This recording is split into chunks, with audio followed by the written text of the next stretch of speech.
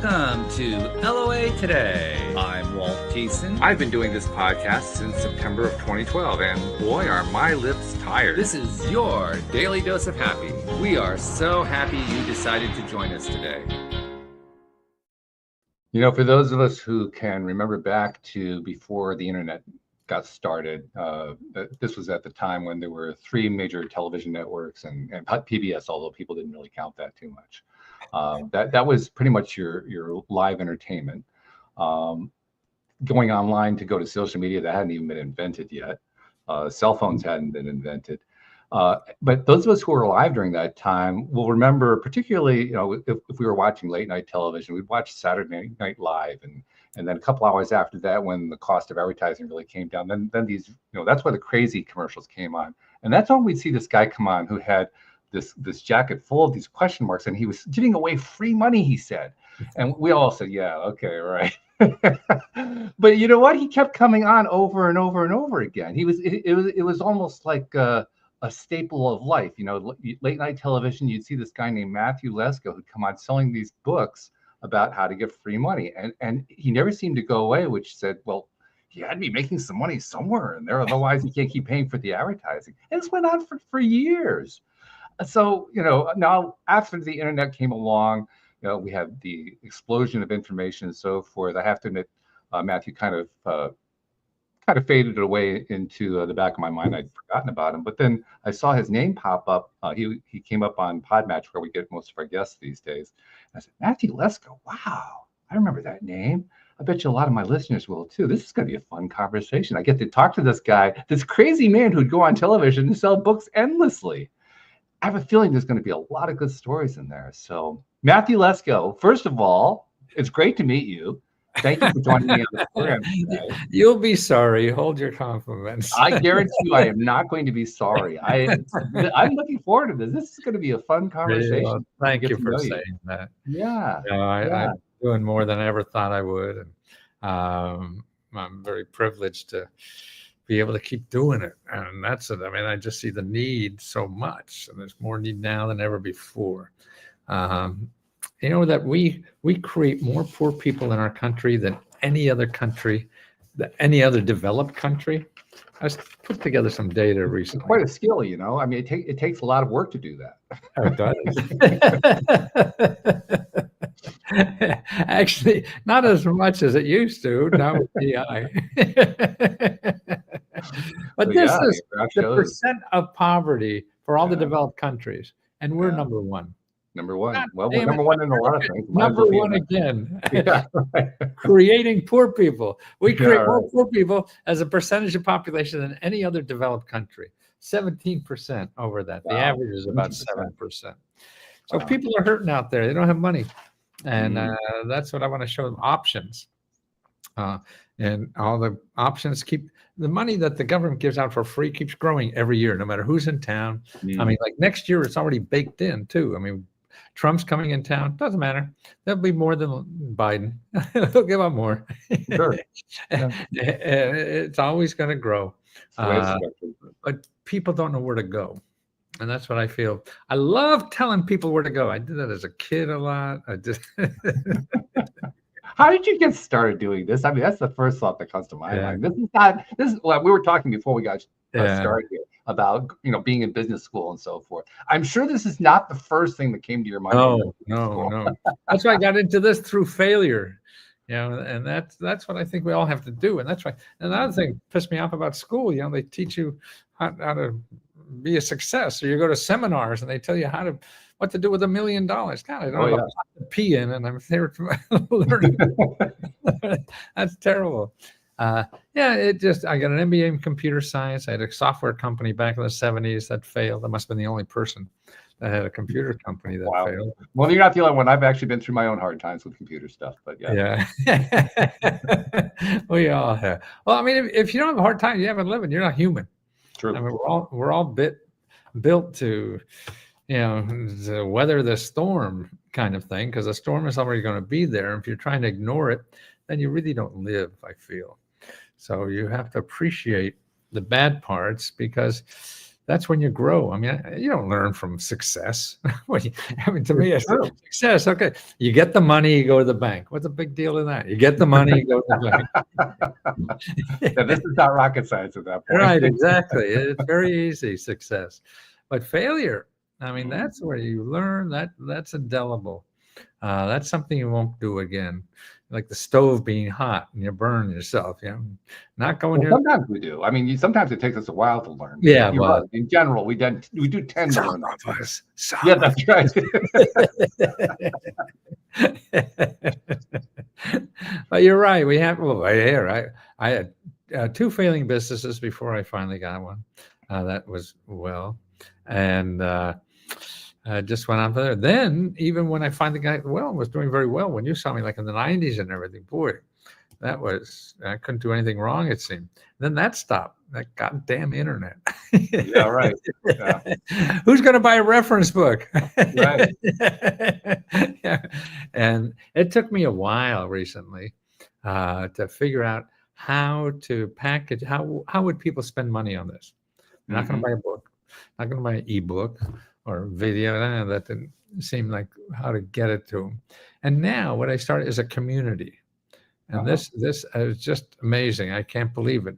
And I didn't start it from what it is now. I started just as a way to maybe get some income on a subscription basis. And so, they're not going to buy this. Maybe they'll belong to a club or something like that. And I could give out a lot of information and try to help people. But then I found that, boy, that's limit. How many people can one person help? But what I see that happened is that members start helping people. Yes. And so I didn't have to do as much work. And they help each other because they get so excited when they find something. Right. And they want to share. And that's why I keep in business, is I'm only here because of the joy I get from helping somebody. I mean, I could give you a phone number maybe that solves some financial problem or change your. I mean, I didn't do anything about the money. I'm no genius, and just I say, have that happen to people through me. So I just feel an obligation to do this every day of my life till I'm here. It's something I know more about government programs than anybody else in America because I've been studying. I'm sure you do.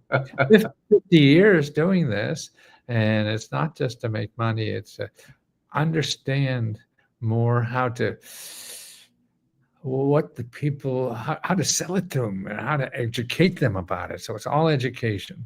That's why people say, think I'm a big salesman, and I do very well in that, but I don't see myself as a salesman. I see myself as an educator.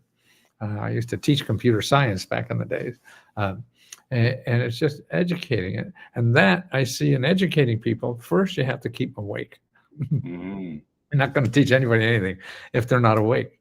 That's why the crazy suits and screaming at people. I mean, that's to get through the media and to make sure people pay, hey, this may be interesting to you. And it's so hard, and how to package it that people can use it better. And that's why I see now with people helping people, but there's still such a mountain to climb because of Google. Google, I think, is your biggest enemy in life, because we go to Google to find an answer to something. You want 10 grand to start a business? Well, go to Google, right? But you get 2 billion websites of people promising you that. You're going to call somebody and call a half a dozen or whatever. They all want money from you. You don't have money. That's why you're looking for a grant. It's crazy. So that's why you can't use Google. So that's one thing.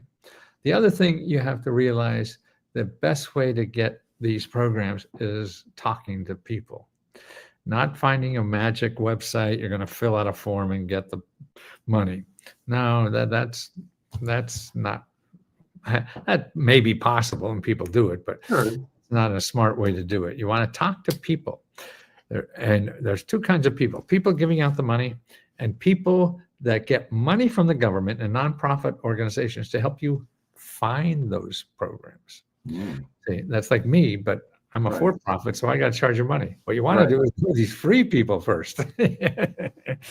And they're available for free to help you. I mean, we have people like in your neighborhood, wherever you live in this country, there'll be thousands of people that get already get their salaries paid. They don't have to get money from you to help you find this stuff. The government has these people on the payroll, but nobody knows. And It's kind of mind-boggling. Yeah, it really is. Yeah. And if are you able to go online now or not? Yeah. Oh, yeah. Sure. Okay. Well, go to findhelp.org. Okay. Can you do that?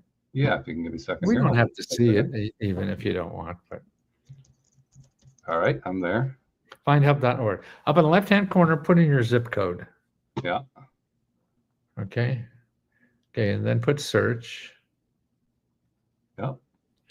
And is there a big number in the middle, like 2,305? Okay, 3,305 sources in your zip code that give out free money and help for all those buttons on top. See, housing, healthcare, rent, legal, all of that. Go up to the little search button again and put in rent. So if you're looking for rent, you go up there. All right. Put in rent, and how many do you get? Let's see, 62. 62. So in your zip code, there are 62 nonprofit organizations, government offices that give money to help people pay rent. 62. This is a cool resource. Is this yours? No. It's No? been here This is a cool resource. Isn't that incredible? Yeah. Yeah. But people are going to Google, and you want to put in rent in Google and see what you get? Yeah, good luck with that one. Yeah, exactly. So you get 2 billion websites, and you call them, and all of them want money or whatever. And so this is what you have to do. And it's very easy. See, it's easy. I like Now, that. where people fall down to, what they have to do, they'll go through that list of 60 or 70, and they don't see anything sort of with their name on it. You know, Right. maybe one is for seniors or for military or something like that. That's Right. okay, because each one of these people have careers in helping people find rent money. So even if you're not in their category, you call them all up, tell you the truth. If you have nothing else that's working, you call every one of these up and ask if they can help you, and they'll say no. Then you ask them, where else can I go? Because they're doing this every day. They're running into other people that do this all the time. They're getting paid to help you answer that question, even though you're not in their community kind of thing. But they're still going to know they're your best sources, and they never charge you a nickel. That's very cool information right there. See, isn't that amazing? Well, that talks about two things, and one actually ties into something I want to ask you about. Yeah. Because the one word that I think that describes what you've done with your career in your life it's the one word that I associate with all of the guests I've had on the show who had very, very successful lives, financially speaking. They're persistent.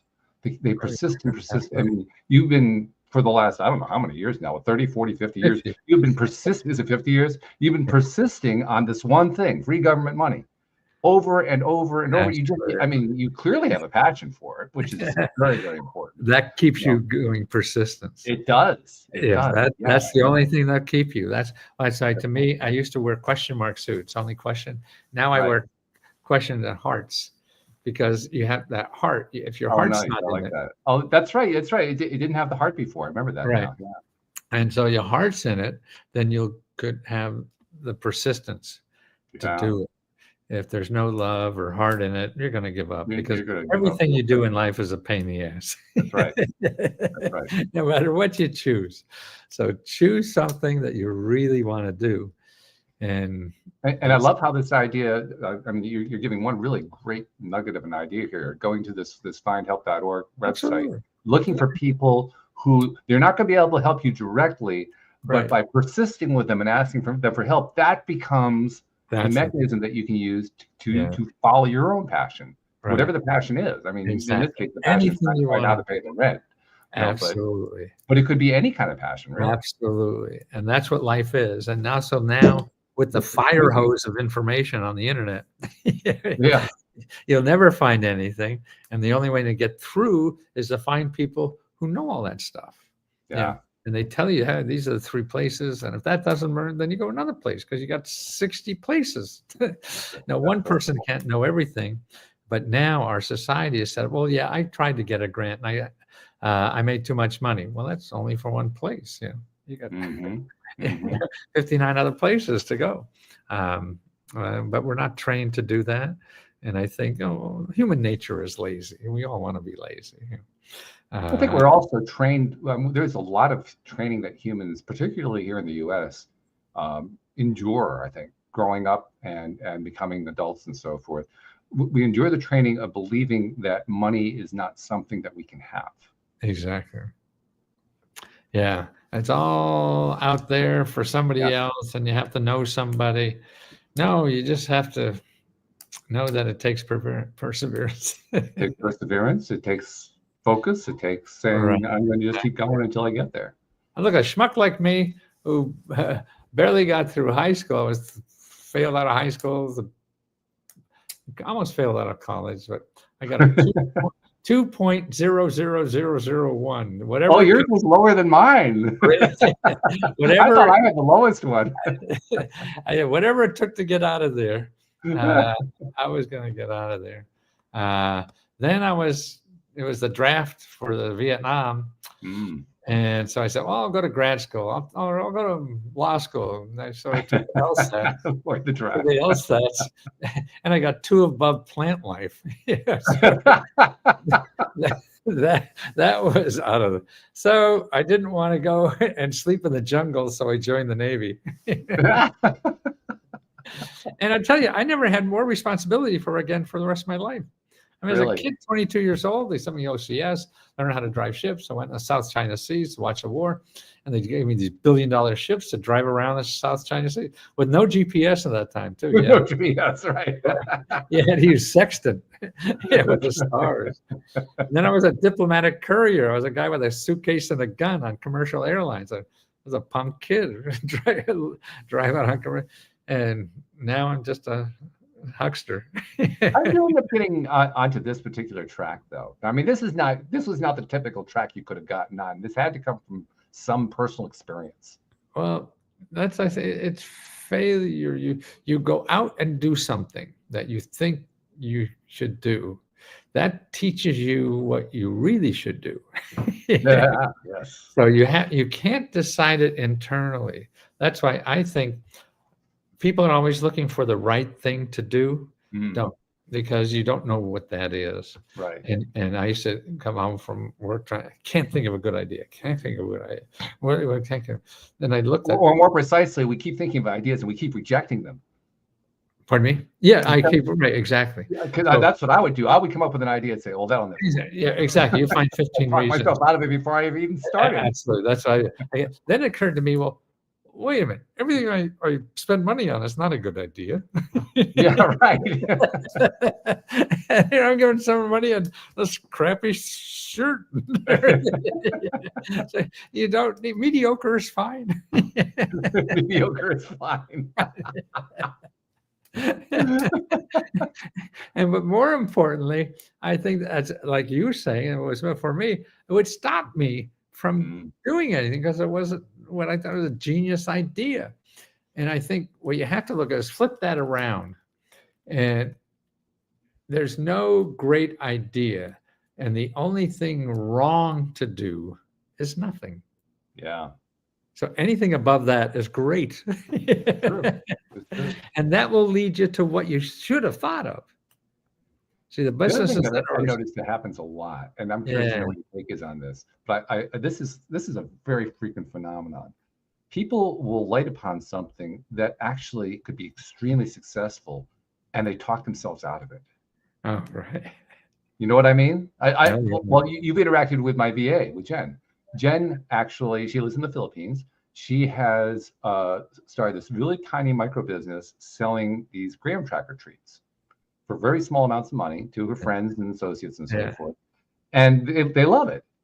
And the hardest part is trying to get her to realize that that's a gold mine. Right. All she has to do is just keep building and building and building on that, because her mind keeps talking her out of, well, that can't really go anywhere. Right. I mean, those are just graham cracker trees. That's all they are. Right. They're not curing cancer or something like this. Yeah, exactly. Yeah. No, it's we underestimate ourselves.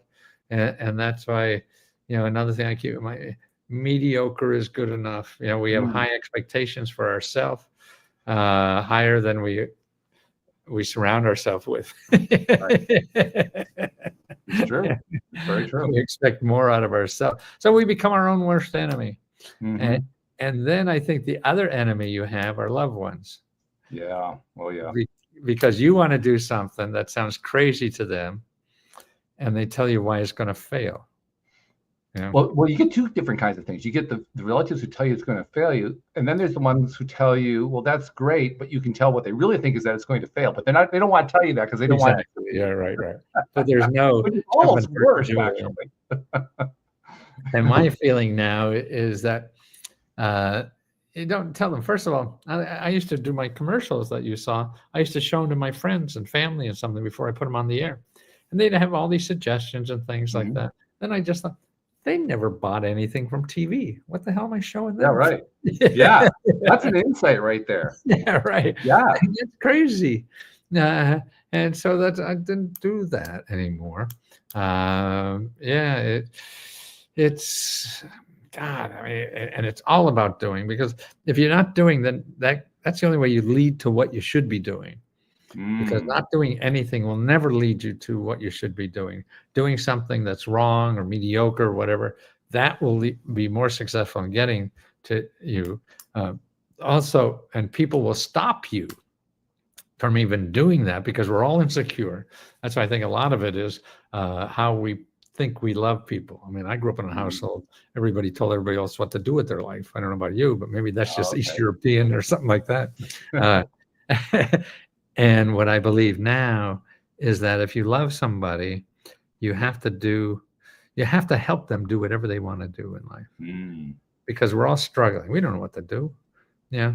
So, and if I don't know what to do with my own life, what gives me the audacity to tell somebody else what to do with their life? Yeah. Exactly. Yeah. And so if you love them, to me, is you have to help them do whatever it is. If they ask you advice, then you give it plain, but I'll still help you do whatever it is, because that's true support, by the way. Yeah, that's you have to do. That's what love to me is. You help people do what they want to do in life. And your neighbor, if you don't love, you just stay out of their fucking way. Yeah. And then to me, what happens is we go to experts because we don't know what to do, and then the experts have to make you believe they know exactly what you should do, so they could charge you a lot of money when they really don't. And so that's all just a sham to me. I mean, you're describing something that I learned in a big way by doing the podcast. I kind of gave you a little bit of history. I would think so, yeah. Started. But one of the things that I learned is that the people who had the most to teach me were the ones, first of all, I disagreed with the most. Excuse me, my cat's coming through and being miserable. That's okay. He wants to work. Yeah. Yeah, he doesn't care about this. He persists. He just goes right on his path. That's all he's going to do. That's it.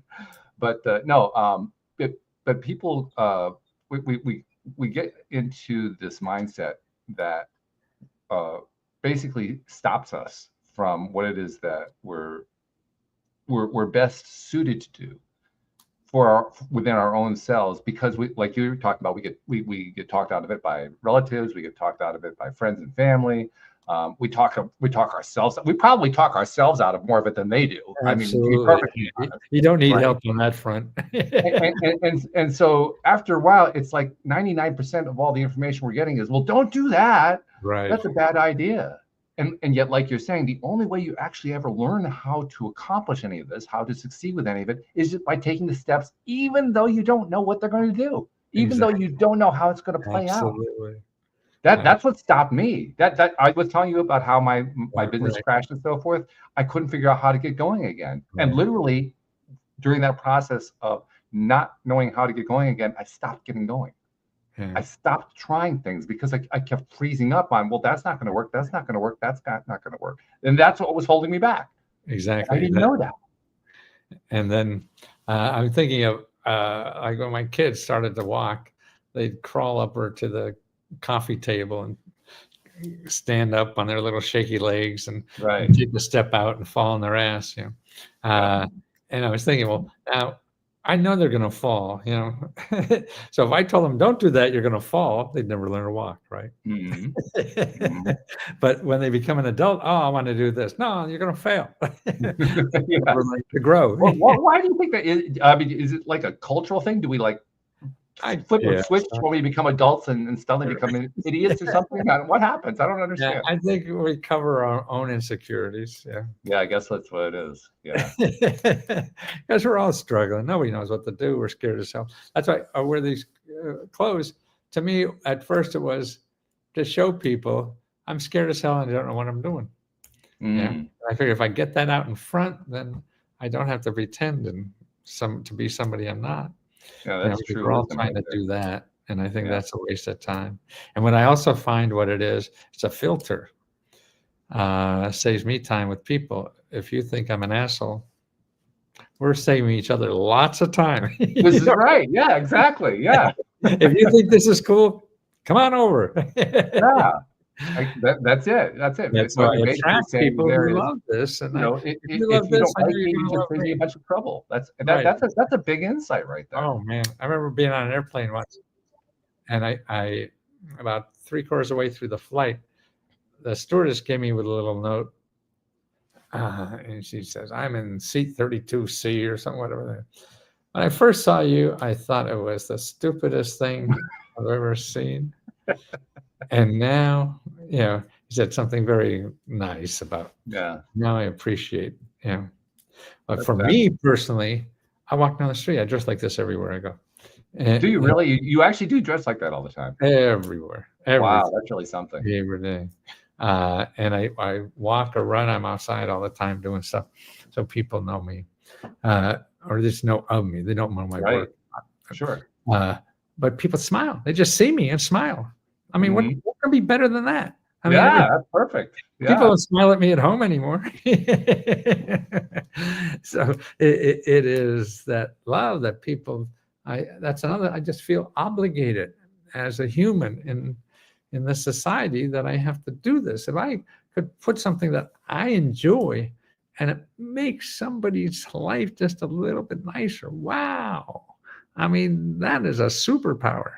It is a superpower. Or if I could give somebody a phone number to get $30,000 to, what did I just read them? Something here. Oh, somebody just wrote in. I've been incredible 2 months for me and my family. We were thrown out and all this kind of stuff. But now the doors are opening up due to Matthew and his staff. I received a gift of $500 from Lesko. We give out our own grants. Received a car from Habitat. And I received several months of rent from the state's ERAP program. Yeah. Paid rent, money for living expenses, and going for more. Yeah. So my God, if I could give somebody a phone number or a website to do that. Yeah. It's just, That I that's can like, see there's a lot of satisfaction in that. oh man, what is better? And that grows my heart. See, actually, Yeah. at 80, I'm 81 now, and I don't know, guys in this country, at least me, growing up in the 50s, I mean, you had to become stronger, you had to become faster, you had to become smarter. Well, at 80, man, none of that shit's happening anymore. There's no way you're going to get better at any one of those things. You're just trying to not slip as fast. Right. But what you can do better is loving people. Mm, See, that's one muscle you could keep growing forever. absolutely true. Right? I love that. What else we got to grow? Yeah. Yeah. So, and I think and it shows on your face too, by the way, as you're saying this. I mean, most people who hear this are hearing the audio only. They don't see the video. I see. But I can see it, and people, the few who are seeing the video can see it. Yeah. It's all over. It's written all over your face as you're describing it. This is not just a passion. It is a passion for you, but it's not. It goes far beyond passion. It, like you said, this is a love. This is love. It's a love for life. It's a Yeah. love for everything in life. And I'd never concentrated on that before. I mean, I was always a nice guy, I guess, but not like this. I couldn't even say the word love a couple of years back. Is that right? Growing up, we don't say love unless you got married. Right. Not if I said that I had to marry you. Yeah. Right. And in my house, we were all nice people too. I don't remember people, but now I just can't wait to say, because even saying it opens my heart a little more. Yes. Just Sure. just to be able to say that. Wow. I mean, that's a gift that we hide. Just Isn't it not funny how mine. we go through life, we go through all these trials and tribulations. I mean, Yeah. you're kind of on the financial side, but it can be with businesses, it can be with hobbies, it can be with personal relationships, Right. it can be with health. I mean, there's a whole range of possible ways that this can play out. But the Right. bottom line is we keep trying to find all these different forms of success. And ultimately, the one that we find all of us to be the most important one as we get longer and longer in life is it's all about the love. Absolutely. I Isn't didn't that know interesting how it that. all just kind of dovetails, you know? Right. Yeah.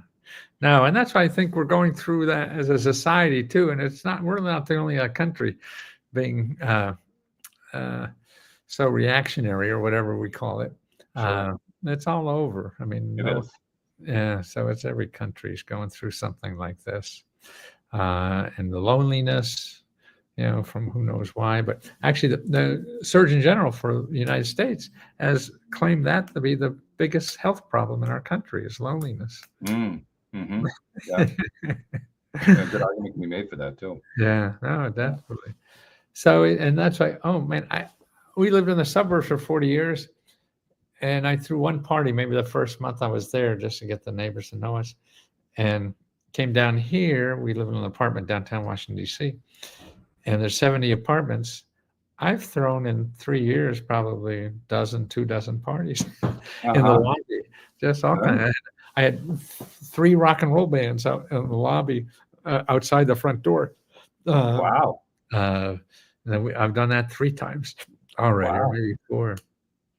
Everything, Valentine's Day, just an excuse. I just put drinks in the lobby and come on down. Yeah, That's fabulous. yeah, and I never did that before in my life. And yeah, and it's selfish. It makes me feel better. Sure. Getting these messages or something. That's selfish, man. It's Good not selfish. Yeah. Yeah, that's what I mean. It makes me grow inside. It makes me feel wonderful. But capitalism gets in the way. I mean, there's good parts of capitalism, but it's not all of life. It's efficient and things like that. But we also have a community part. Yes. And the community part of our life are those nonprofits and churches and government that is there for the community and not make the money. And they're there to help you with problems. And what bothers me more is that the rich have learned to use the hell out of these things, and the average person who needs them more, has no idea.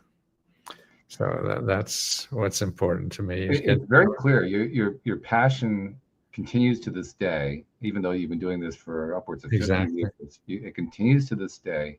You continue to be motivated largely with the same kind of motivation you had when you got started, because this is what you were focusing on when you got started doing it. And yet, I know you already described a little bit of the trials and tribulations of what happens. I mean, you had a successful thing that was going until the internet. Exactly. So there's an example of it. But I'm sure that's not the only example. I'm sure there have been many times where... I worry about it every day of my life. Yeah.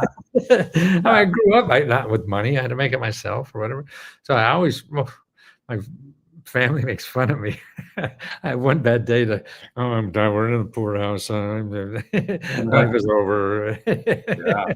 And they're sick of hearing me do that because I live by that, because it's a barometer of the health of what I'm doing.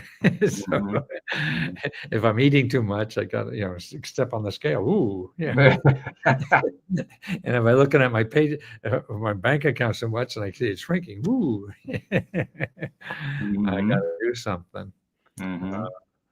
But no, it's fun. I mean, I've had so much fun in old age now that if I knew being 80 was this much fun, I would have got here sooner. Well, I'll tell you what, I can tell from the look on your face, because you don't look 80, by the way. All right. You don't. And it's something I'm familiar with too. All my life, I've always looked younger than my age. Yeah. But I believe that a large part of that is who the person is who's coming through, because we're physical bodies, but we're also the spirit person. Yeah. And when the spirit comes through as a life-affirming spirit, that person is always going to be younger than the physical appearance. That's just the way it's going to work. So that's what I see in you, and your story is basically telling me that in your life, and I think this is really true for anyone who follows this kind of path, in your life you have experienced that the more that you are true to that real person that you are, the younger that you become as you go old. Maybe that's it. Well, you know what I mean? I fought since my 30s, trying to dig inside of me what's there. Mm-hmm. Until then, I was taking from the outside of me and trying to build myself. Right. What works. None of that worked, thank God. Yeah. So it was like digging inside to find out what works for me inside. And that's why this is the ultimate when I start wearing the suits, because that's really me inside. And that's why. Where did the question mark icon come from? I mean, that's been your icon for the longest time, part of your brand. But where did that come from? Because all my suits had question marks at the time. No, when I started, because I had that, all the work I've ever done was in getting information for people to answer questions. Okay. But I thought at that time, and that was back in the 70s, that the answers are out there. They're easy to get if you ask the right questions. So you get an answer for anything, but you're not answering the right question. So it was really to get people to think about the questions they're asking. Okay. And so now I feel that's still true because of all the information. You get 1,000 answers to anything. But to decide what to do, even though you have answers on what to do, it takes heart to accomplish anything. Yeah. And that's what you have to really have when you're doing it. So asking the right questions and having your heart into it, whether it's a personal relationship or business relationship. And then I really feel, I always felt that I was sad because I didn't have a talent. I couldn't play an instrument, sing, or all these people that get admired, or a good athlete, or all the stuff that you grow up and everybody, all the stars were. I had none of that, and so and then I realized, well, somehow by accident, I dug into my talent, and I didn't know what it was, but it came from passion of wanting to educate people. When I was a professor, I found that I couldn't educate people until I kept them awake. So the first thing, you got to get the attention first, right?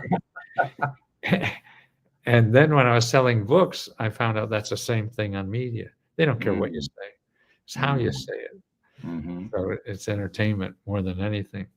So to me, it's get your attention, and then maybe I could, and then that works into something like this. Yeah. Right. And so. You found it very early, because I mean I associate the question mark icon with you going back as far as I can remember. So you discovered that very early in your journey. But I was a clothes horse, and what's neat about question marks is that funky is cheap. Very expensive stuff. But now this is like a couple $100. That's it. $1,000 was a suit for me before, because you had a nice material and all that. As a clothing, now nobody knows how cheap this fabric is. They just see the question mark. That's right. Yeah. That's cool. That's so funny too. I love it. It's interesting how we encounter these things in our lives, and we incorporate them into our lives. I'm sure that's what you did with the question mark. And yet, because that became part of your brand, I have a completely, somebody looking from the outside, I have a completely different association than what you do with that question mark. To me, the question mark on the suit, that's Matthew Lesko. It's not asking the right questions. No, that's just Matthew Lesko. That's all that is. Right. Cool. Yeah. Yeah. So you were basically discovering how to brand yourself long before that was even a topic.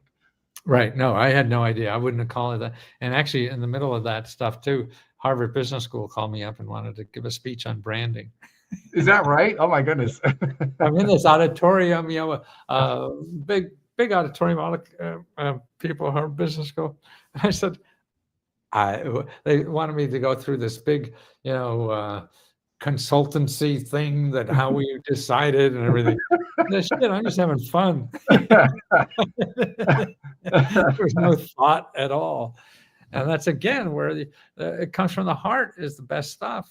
Mm. And if you don't use it from the heart, it's not the best, and you're faking it with somebody else, and you're not authentic, then you're not approachable or lovable or whatever. And I think maybe that's it as I'm talking with you now. That's how to stay lovable is to wear your heart out. Wear your heart out. Yeah, see that double entendre there? It's a good phrase, though. I like it. Yeah. Wear it outside and wear it out. Like use it. Yeah. Use it. Yeah. You actually never do wear it out. It's impossible. Right. Exactly. It actually makes strong. It's like muscle, right? So you're going to make it stronger if you practice it and do that. So that's how I feel. That's the only thing I could make stronger now. Not my biceps. Yeah. None of that. Or I can't get faster or anything. But I could love harder and grow that. And that seems to be what it's about. And yeah, I don't know what this looks like at 90. I wouldn't know what 80 is. My dad died at about 82 or something. My mom died at 42. Well, I'll ask you in 9 years, then you'll be able to tell us. You know? Exactly, right. So I mean, I'll be there soon. That's what when people when say, "Oh, I'm sorry, I can't do it. I'll do it tomorrow." I said, "Don't worry, I got 10 more years." Yeah, 10 more years. That's right. Well, I have an uncle who's 109. So as far really, as wow. Yeah. I just saw a thing with Dick Van Dyke. He's on some ad or something, tap dancing. Oh my goodness, he's in bare feet in a nice suit and everything. And there was a story about a neighbor of his and something promoting. I don't know what he's promoting, but he looked great. Yeah, it was wonderful. Yeah, he has one of the most amazing attitudes. Yeah, he was the famous person I've ever heard of. Yeah, I remember seeing a video. It was a YouTube video of him. He and I think they may have been nephews or they're friends, young friends of his, went into a chain restaurant. I don't remember which one it was. Yeah. They were in a chain restaurant, and there were four of them. And as a quartet, they began to sing a 4-part harmony version of the song "Chitty Chitty Bang Bang." Oh, really? Out loud. With all and the patrons all have their phones out. They're all filming him singing this, and he's having the best time doing this thing, right? Yeah. I mean, if that doesn't summarize and symbolize what kind of an attitude that man joy has. is, it's renewing, or something, whatever that word is, because we're all fighting demons no matter what. Bad stuff happens to everybody. Mm-hmm. And it's hard to fight. I don't have the answer. We just have to try. That's the thing. Well, joy, I think, is part of the answer. I mean, I think that's really one of the great takeaway messages for today's show. Yeah. And being authentic. We have to be who we are. We're trying to please other people. That's a great way to wear yourself out. Exactly. Yeah. And then plus, that's why, to me, this is also a filter. See, and that's why. So if people like this, I know I'm going to like them. Meaning the question marks on the jacket. Dressing like this. If you think I'm an idiot, then don't have to worry. We won't like each other. See, wearing a dark blue Armani suit, I just get venture capitalists and bankers or something. Gee, I wonder why. Yeah, exactly. That's no fun. Yeah, it's funny. People treat me so nicely. I can't believe it. I don't deserve it if they only knew my background. I mean, everywhere I go, it just, amazing what it does. Even if they don't know my work, it makes them smile and be happy and want to give something back. And whoa, that's wonderful to do. Yeah. It's the best. It's totally the best. Yeah. And it's easy. You don't have to do there's no investment. It's cheaper than my other suits. Well, what's easy about it is you found something that you identify with, and so it became a part of who you are. Yeah, that's what makes it easy. If you were trying to affect it, exactly, that wouldn't work. Right. No, this is me inside. Right? Yes, and that's why. So I bring it outside. That's me. Yes. So if you like it, that's me. Then you like me. Which is fabulous. Absolutely fabulous. Yeah. you were invited by Harvard to give the symposium on branding, but I don't think Harvard really understood No, that what you're teaching right now, that is how you understand branding. That's what branding really is. Branding is being yourself. Yeah, exactly. No, they think it's having some big expensive consultants tell you what to do. Yeah. Yeah. It just goes to show even the most brilliant people don't get it. Exactly. Oh, yeah. Who knows? Yeah. They're all struggling. So, yeah, thanks. Well, I loved what you said earlier, of how we're all kind of making it up. We're all trying to figure it out. None of us really have the answers, because I know for myself, I certainly thought like, well, I was the only one who didn't have the answers. Right now, everybody's we're all scared as hell, and don't know what to do, and that's what makes us lovable too. Mm-hmm. Yeah, and it's also the source of our best experiences, the ones that teach us the most, the ones that shape who we are, that help us to come out of that shell. And being that authentic person you're talking about, to be that, to bring and we all have so much to give that we aren't, because we're trying to be like somebody else. Yeah. And if you're trying to be like somebody else, then you get tired and want to go home at 4:00. It's funny. There's a thing that I do. I normally save it for the end of the show, but I'll bring it in now. I make it a practice to say to the guests, because everybody who comes onto the show, every guest who comes onto the show, they've been through something. They went through some difficult times. They came up with some discovery. They want to share it with the world.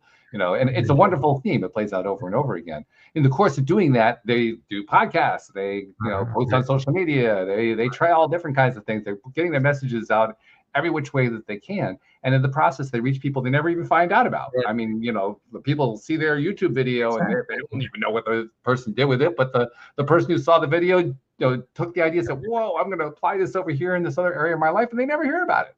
Yeah.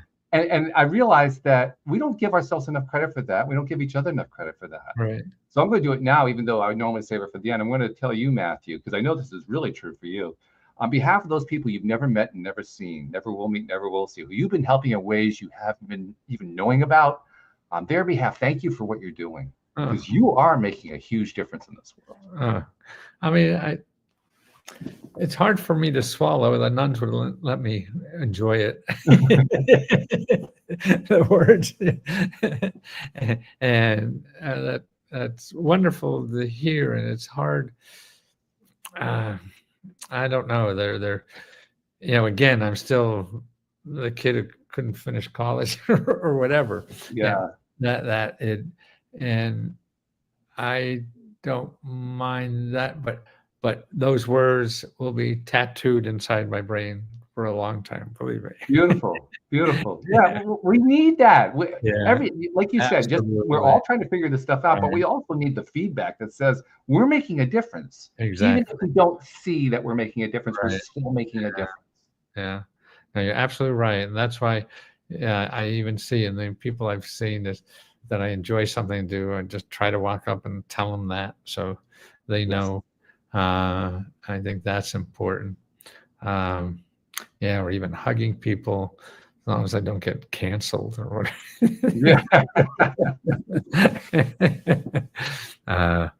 It's just, it's fun. I can't, again, believe that it's so enjoyable to be this age, and things are working out. So everywhere I go, people just treat me so nice. It's just, I'm not embarrassed. It feels so good.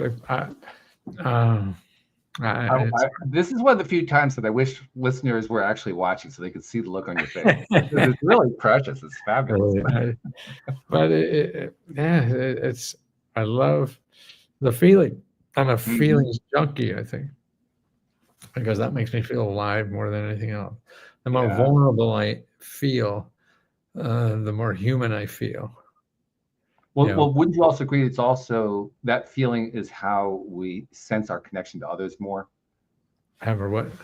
How we sense our connection to others more. Oh, yes, I think you're right. So if I'm vulnerable, then I could feel other people's humanity. Right. And you're right. That makes a better connection. Yeah. With that, and I see I'm doing that better.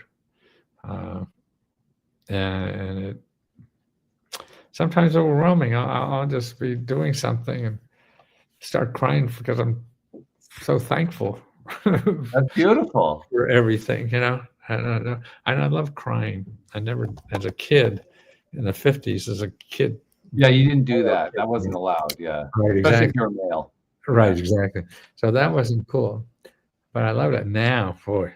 See, it's the only way I could tell something important's happening. Oh, See, it makes me cry, man. Hey, this is an important time. Something important. okay. Here. Yeah. How else would you know? People have scripts and they get script writers and say all kinds of things, and you don't know if it's really affecting. I like that insight. I think it's a very good one, because the fact is, when we're connected in such a way that we're feeling deeply, Right. You're right. That's when we do know that's when the information is coming through to us. Right. Exactly. Right. What else could be better than crying? Yeah. That is the best part of life.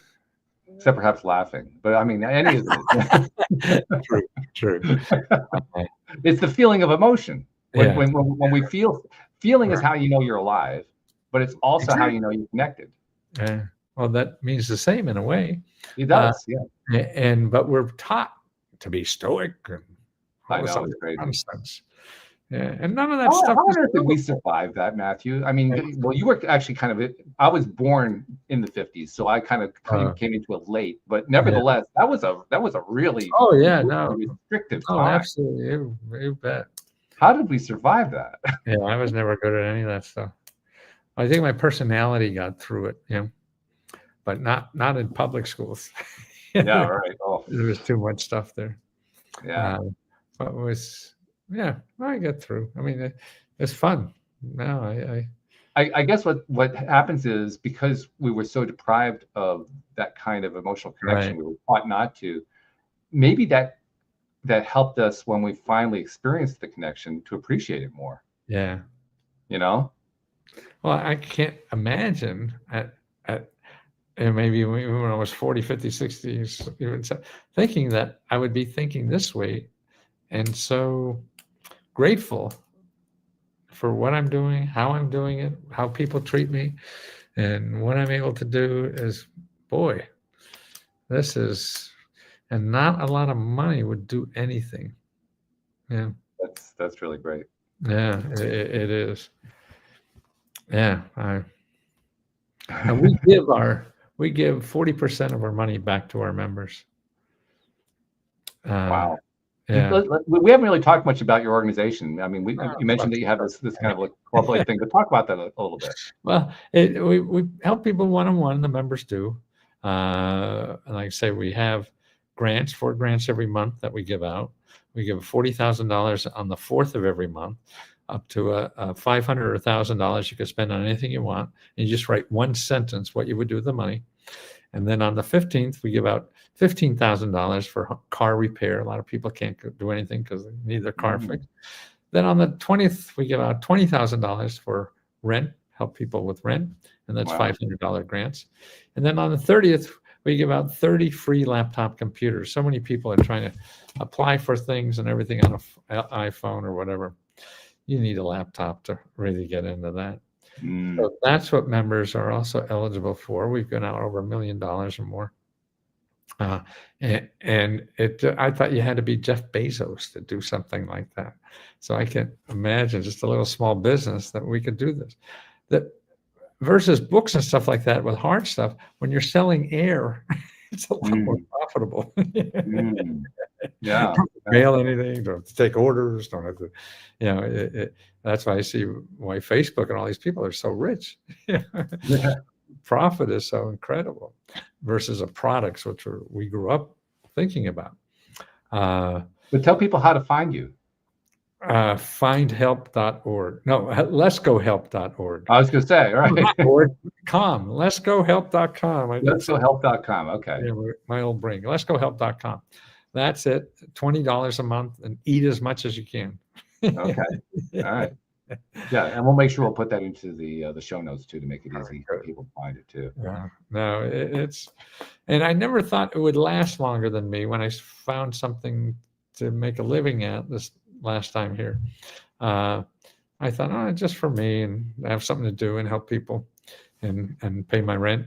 But now I see it's getting a little bigger than me, and I don't have to Nice. do all of it. And people are helping each other, so maybe even here after me. But who's just that's. I mean, it's great to have a legacy because that's really what you're doing. I don't really care because I'll be dead. I'm more interested in what I'm doing here while I'm here. But it is interesting just to think about it, and how I plan day by day with it, because I love having 1,000 things to do every day. And the passion keeps carrying you through every day too. Oh, well, and these podcasts like this, because see, on TV, it was, you can never talk like this. Right. Yeah. Because a 2-minute shot, 1-minute shot costs you $100,000 to do it. Every word is just to get your money. Yeah. But here, how do we share our hearts? And that's what you're doing. So thank you very much. Oh, my pleasure. My pleasure. You're actually one of the reasons why I've continued to do this. Because I mean, I was originally doing this about learning law of attraction, and I learned that after the first 400 or 500 episodes, but I didn't want to stop. I wanted to keep going. This is too much fun, you know? And what it has turned into is an opportunity to meet with people like yourself, get to know you, have these wonderful conversations, these deep, heartfelt conversations. Learn more, learn from the other person's perspective about, what they picked up in life and so forth, pick up all kinds of lessons that way, and have a great time doing it. Right. So just like what you're doing, you're going to do the rest of your life. I'm going to do this the rest of my life because it's just so freaking fun. That's what I think is, God, I mean, retirement's crazy. Yeah. Who wants to retire? And go back down to Florida and play golf for the rest of your life. Yeah, no, thank you. Golf. You don't play golf very well. Why do something you're shitty at? Right. Well, that too. Yeah. Why don't you do something you're good at and contribute? Or why not do something that you love? Yeah. That's really the key thing. Anything you love, you'll be good at. I mean, if you love golf, fine. Then do that. Exactly. Yeah. Right. Yeah, but make sure it's something that you really love. All right. That's probably the biggest takeaway today too. That following the passion, and we didn't really go into this, but it's a point that I like to bring up a lot. You touched on it earlier when you talked about just doing things, just taking steps, but that's how you find the passion. Absolutely. You don't know what's we think we have to find the passion first and then take the steps. That was my big mistake. It's stumble into happiness. Stumble into it, right? Exactly. Well, you have to create stuff to stumble in. It doesn't stumble into you. And you make lots and lots of mistakes, and a lot of things go wrong, and one failure happens after another. Right. Yeah. And then all of a sudden something works, and you say, wow, that worked. Right. Well, then they'll call you a genius, and right, exactly. It happened by accident. You don't know how. That's right. Fantastic, Matthew. This has been a lot of fun. My pleasure. Me too. Thanks for being warm-hearted. Oh, my pleasure. Thank you for being so warm-hearted. Thank you for opening your heart to the world the way that you have all these years. It's selfish. That's kind. That's kind. Yeah. What I normally ask. I normally have a co-host. My co-host couldn't make it today. She's dealing with some illness in the family. Normally I turn to my co-host and I ask my co-host to summarize the show, and I can't really do that in this case for obvious reasons. But I'm going to kind of turn to you. I'm going to kind of turn the tables to you. If you were to take one thing from our conversation today and say, this is the one takeaway everyone should take away from it, what would it be? Well, my favorite one is your heart's smarter than your brain. Oh, I like that. Yeah. So listen to that guy. Very good. I love that. Very good. That's a great summary right there. That's a great way to tie it together. Matthew, thank you so much for joining me. I really appreciate it. Right. And thank you to our podcast listeners everywhere. We'll see you all next time here on LOA Today. Goodbye, everybody.